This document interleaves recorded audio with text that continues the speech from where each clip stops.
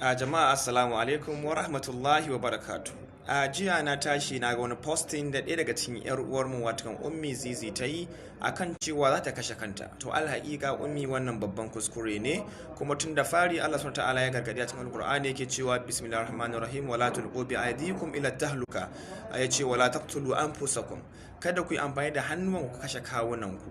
Saboda haka duk abin da Allah ya jarrabe ki da shi khair aw shar a matsayin ki na musulma, kin yi imani da wannan tun kafin Allah ya halice ki a doron ƙasa. Allah ya kaddara miki dole sai kin bi wannan abin ko wannan abin ya same ki.